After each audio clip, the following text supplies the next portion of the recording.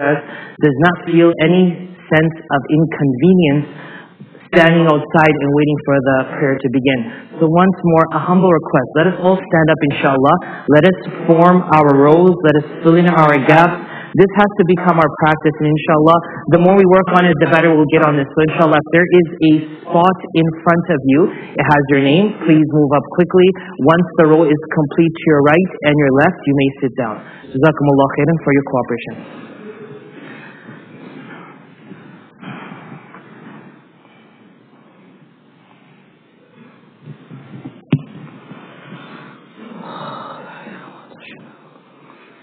الله أكبر الله أكبر الله أكبر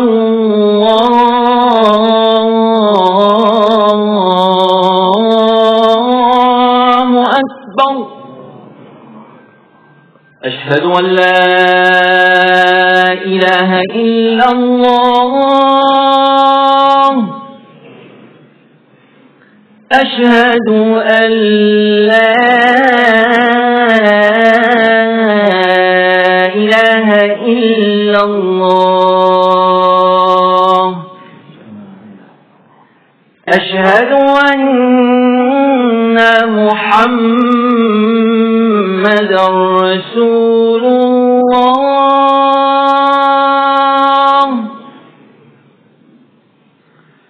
أشهد أن محمدا رسول الله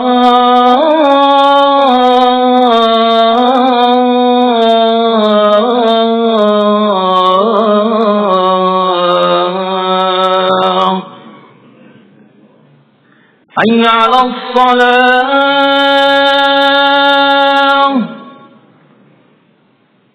حي على الصلاة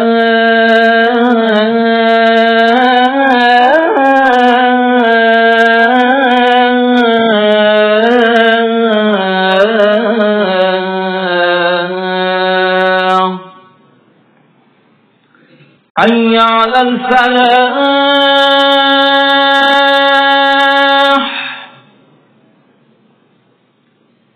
حي على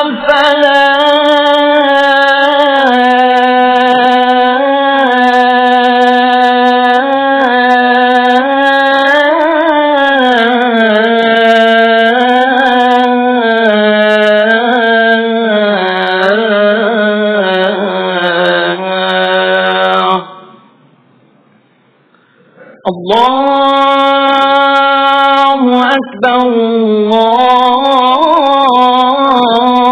الله أكبر لا إله إلا الله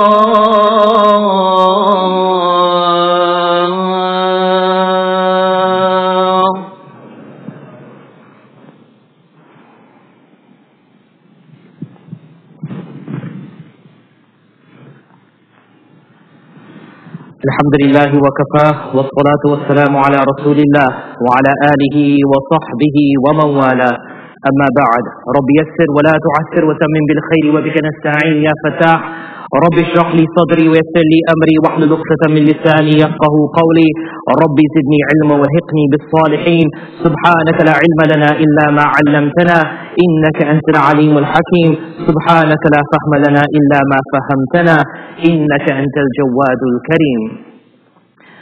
My dear respected elders, brothers and sisters in Islam, Islam can be described as the true and only monotheistic religion in our world today. A religion where all its components circulate around Allah, the one, the only. Just as the unity of our Lord is clear and indisputable, the components that make Islam complete are also whole and uncompromisable. What do I mean? You can't take a part of it, i.e. the religion, and discard other pieces because you want to. For then, if we take parts of our religion and discard other components of our religion, it means internally we have some reservation with Allah subhanahu wa ta'ala. That is how I see it.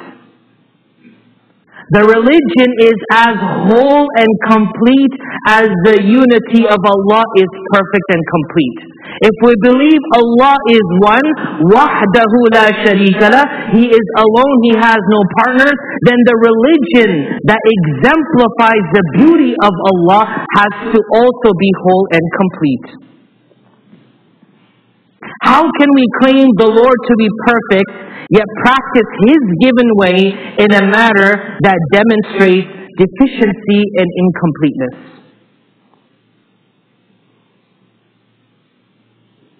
We all know, my dear brothers and sisters, the sad reality today is a great chunk of the Muslim world remains on the sideline. They are silent.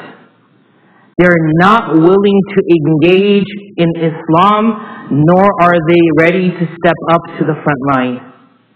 And do you know why? They say it's too complicated, this religion. It's very confusing. A great chunk doesn't want to be part of this thing anymore. Believe me. And as you look around today and you see Muslims around you, and it gives you joy in your heart that we have a strong growing ummah, a time is coming. And I will say to you today here from the minbar, a time is coming that these masjids will be empty. Unless we all, beginning with myself, adopt the completeness of Islam, which is not just only perfect, but it is flawless. There's another chunk of the ummah, which yes, they are engaging, but they're engaging only on those parts and aspects that they dictate to be the whole of Islam. Let me put these two categories in their rightful place. The reason many want to stay away from this is precisely due to the ones who are part of it. The reason many want to stay away from Islam today is exactly the reason of the Muslims who are part of it today. And I want to shed light on that in our khutbah today, which is titled, The Theology of Love. I implore Allah the Almighty to guide me and us all to the complete Islam so that we can embrace Him as He is meant to be. Ameen ya Rabbil Alameen. Now from the chunk of the ummah that is practicing Islam and engaging Islam, there is one segment of them that believes solely on the theology of justice.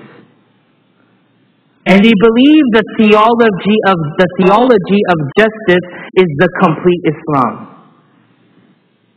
They use quotes from the Holy Quran, such as that in chapter 4, verse number 135. Ya ayyuhal ladhina amanu kunu qawwamina bil qist shuhada'a lillah walau ala anfusikum aw al walidayn wal aqrabin in yakun ghaniyan aw faqiran fallahu awla bihima. O you who believe, be maintainers of justice, bearers of witness of Allah's sake, though it may be against your own selves, or your parents, or your near relatives. I.e., my Islam is justice.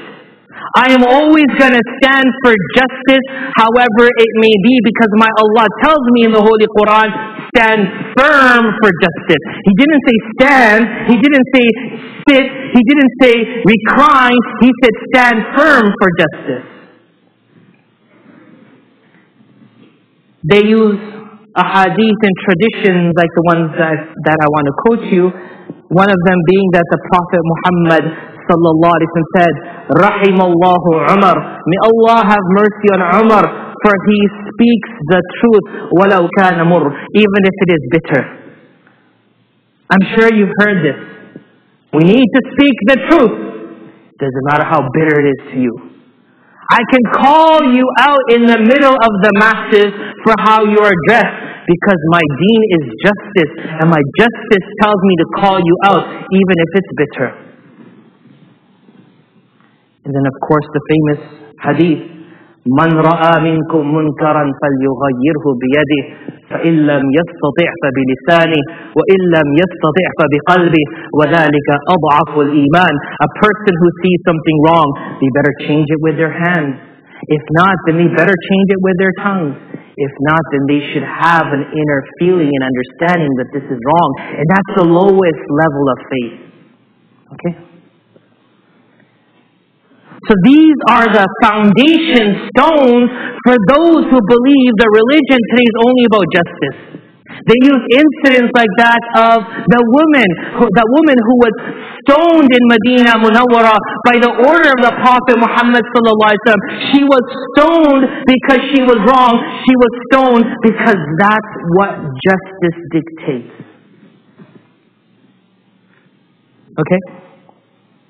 Now, from that same chunk of the ummah that is practicing and engaging, remember, there's a chunk of the ummah, they don't want nothing to do with Islam.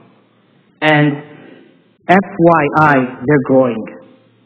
There's a chunk of Islam and the Muslims who want to be a part. One of them believe in the theology of justice, as I just explained. Another chunk, another segment of that chunk, also are practicing Islam and engaging in Islam, but they embrace the theology of peace to be the religion as a whole. They use quotes from the Holy Quran, such as that in chapter 24, verse number 22. وَلْيَعْفُوا وَلْيَصْفَحُوا أَلَا تُحِبُّونَ أَنْ يَغْفِرَ اللَّهُ لَكُمْ وَاللَّهُ غَفُورٌ رَحِيمٌ. You should pardon. You should learn to pardon and turn away. Why are you holding grudges?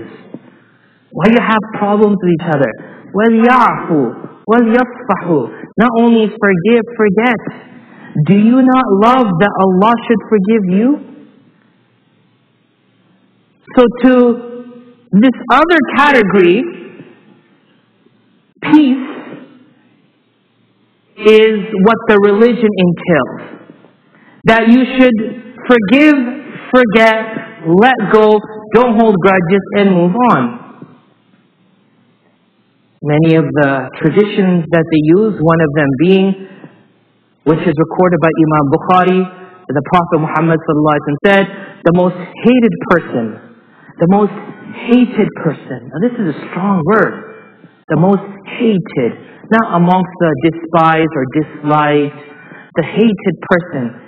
In the sight of Allah is the most quarrelsome person. One person who likes to fight. And when you're standing for justice, you're going to quarrel. Because you're going to throw texts. You're going to be spitting texts and fatwas. And you're going to be counterattacking that person's words. Islam.org and this, that, and that. This website and fatwas. And it's going to be a quarrel. And they're saying, as Muslims, Islam comes from salima, which is peace. So we shouldn't quarrel. And they use stories such as the incident when the Prophet Muhammad was traveling and he took shelter under a tree for a midday nap. And a man came and grabbed his sword and brought his naked sword in front of the face of the Prophet Muhammad and he opened his eyes and he said, "Man yamna'uka minni?" Who's going to stop you from me now, O Muhammad? Sallallahu Alaihi Wasallam. We learn in that story he didn't kill him. So, religion is peace. And what about the story of Wahshi? Who can forget Wahshi? Many people say the name Wahshi and they don't say radiyallahu anhu because he became a Muslim despite the fact that he killed the uncle of the Prophet ﷺ, despite the fact that he mutilated his body just so that he could get his freedom. He became a Muslim. The Prophet ﷺ didn't kill him. So this shows that this religion is about the theology of peace. Now what's the rebuttal from one side to the other? The people of peace say to the people of justice that the woman who was stoned in Medina Munawwara wasn't stoned because it was the call of justice. She was stoned because she demanded seeking inner peace. She's the one that came to Muhammad ﷺ and said, Zanaytu, I made zina, I committed adultery. The Prophet ﷺ turned from her. She came around and she said, Zanayt, I made adultery, I committed adultery. He turned around, she came back again. 4 times she testified on herself. He said, if you're pregnant, go home, give birth, and then we'll talk. She gave birth and she came back. She said, I committed adultery. This is the baby. Stone me. And remember, stoning is not in the Quran. It was the law of Medina. He said, your duty in the Quran is to nurse this baby. Nurse it the complete cycle, then we'll talk. She came back. There was no CIA or FBI tracking her phone or something. She came back and she said, I want to be stoned because I want inner peace. What I've done is wrong to Allah and I need that inner peace. So the people who follow the theology of peace are saying to those who stand on the theology of justice, it was her seeking inner peace is why she was stoned, not because it was justice. And the people who follow the theology of justice over the theology of peace say that Wahshi wasn't killed only because Allah subhanahu wa ta'ala divinely intervened for Wahshi. Allah sent Jibreel alayhi salam and said, Ya Muhammad, Allah sends you salam. Allahu yuqri'uka salam. And he asks you about Wahshi. Doesn't he also deserve paradise? And we know the story. We heard this story, been told this story over and over again. 3 verses of the Quran were revealed for Wahshi. And the last of them was a staple verse for all of humanity. Don't give up hope. But they're saying that Wahshi was spared from justice of the sword because the person who killed should be killed. The only reason Wahshi was spared was because Allah subhanahu wa ta'ala wanted good for him. I'm going to pause here. Do you all see how complicated our Islam has become? Do you all see how complicated our Islam has become due to strong views that many are not willing to flex the slightest bit upon?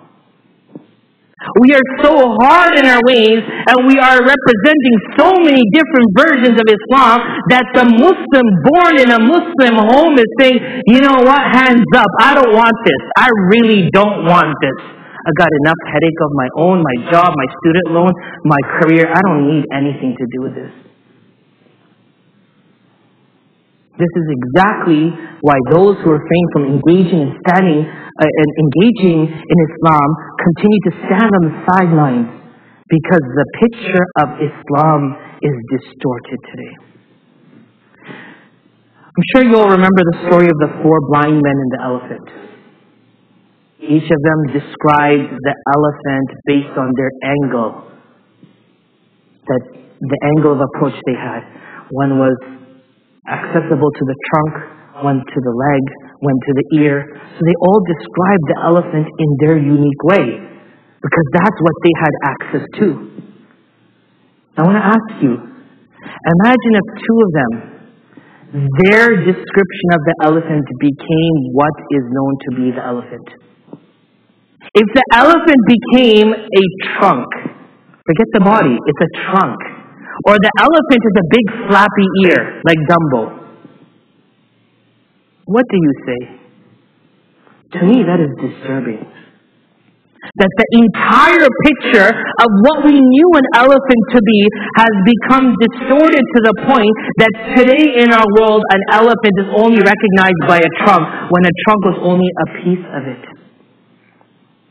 Now imagine, if we continue down this path of 2 separate views of what Islam is, what will the picture of Islam look like tomorrow?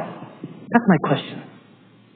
What will Islam look like tomorrow? If a segment of us is saying Islam is justice, Islam is harshness, Islam is to stay on top of things, while other segment is saying Islam is about being humble, Islam is about being merciful, Islam is about being forgiving and allowing yourself to forget these things.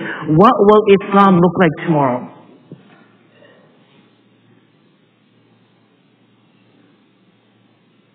To me, it will look like that same elephant. A trunk or an ear. So we need to solve this. This is disturbing. And in order to solve it, I begin with a question. What do we do from a faith perspective when the theology of justice and the theology of peace collide?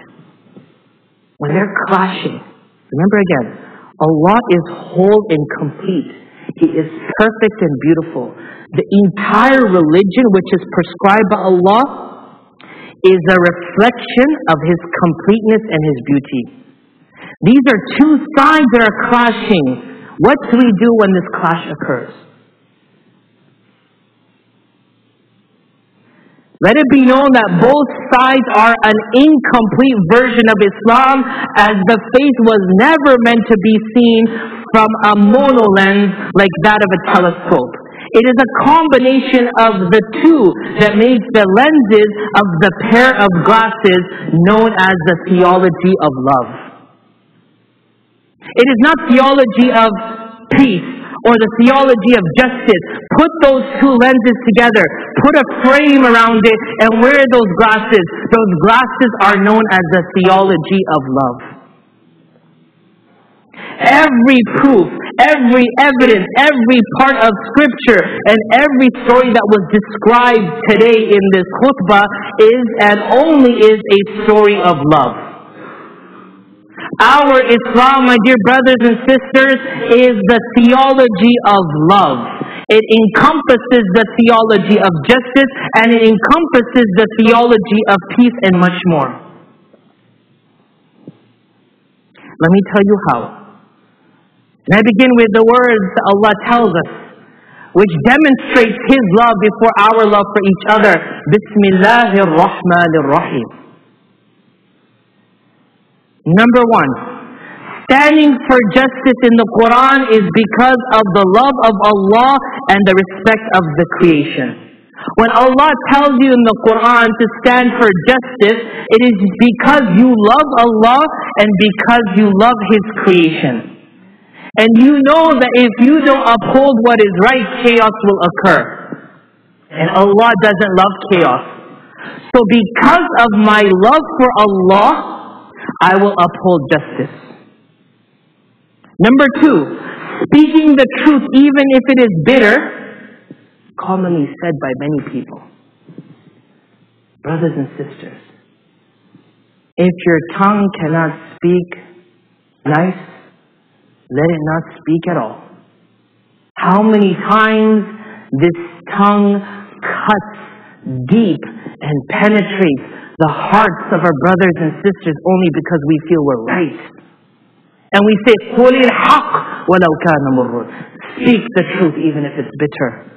In response to that, speaking the truth even if it is bitter is because you love the person for Allah that you are advising and helping in seclusion while upholding their honor and respect.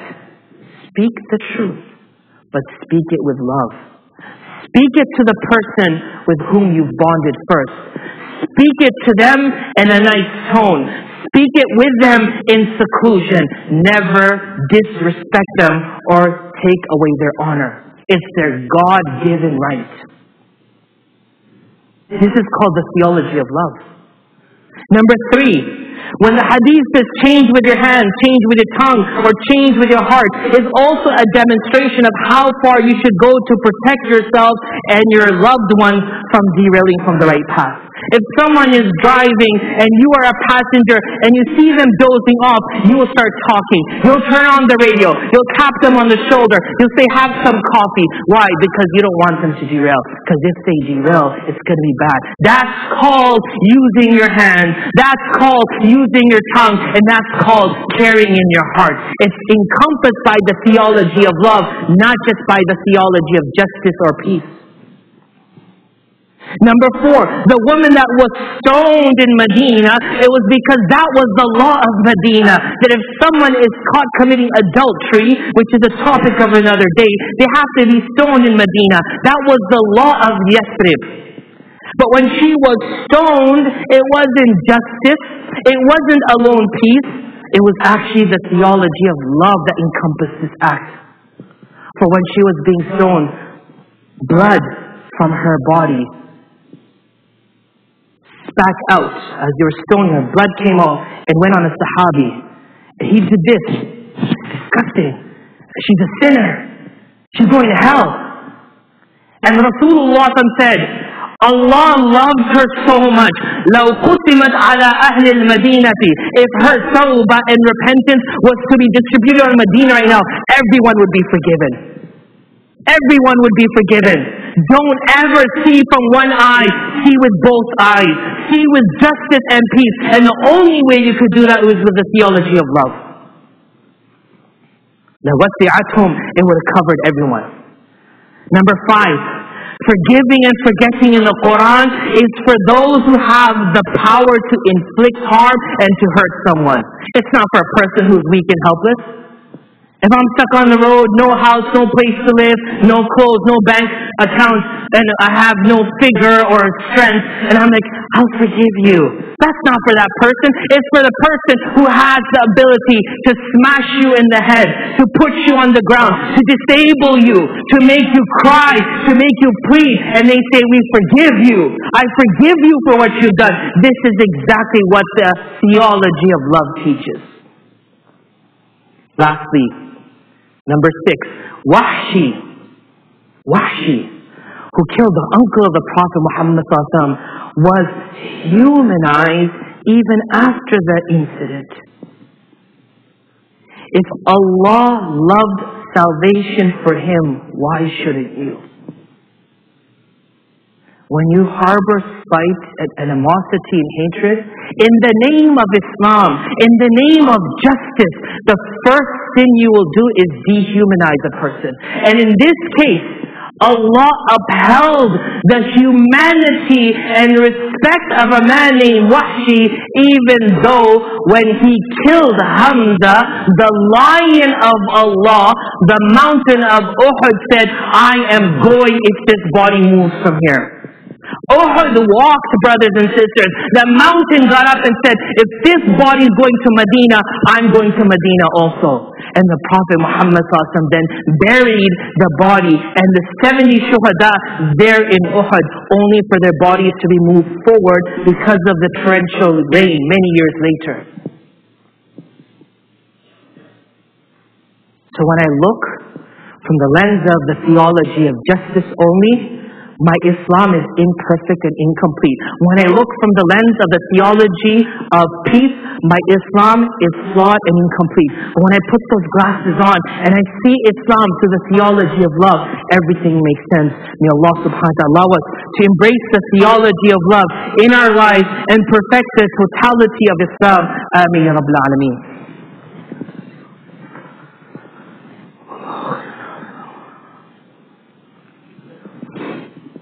Alhamdulillah wa kafa wa salatu wa salamu ala rasulillah wa ala alihi wa sahbihi wa man wala. Brothers and sisters in Islam, when the theology of love encompasses both the theology of justice and the theology of peace, everything will not only begin to make perfect sense, but it will draw the masses back to Islam. When do we do what and why? When do we ask for justice and when do we uphold peace? What's the gauge? Where's the course? Is IACC offering that course? Don't worry. You know why? Because when you wear the complete glasses, you are seeing through the lens of Allah subhanahu wa ta'ala. When that man held the sword on the head of the Prophet Muhammad sallallahu alaihi wasallam, and he could have chopped his head off easily, and he asked the word, "Man yamna'uka minni?" Who's going to save you now? The Prophet Muhammad sallallahu alaihi wasallam said, Allah.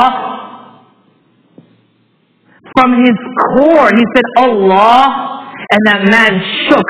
He trembled. The sword fell and he sat down. The Sahaba came. And he said, don't touch him.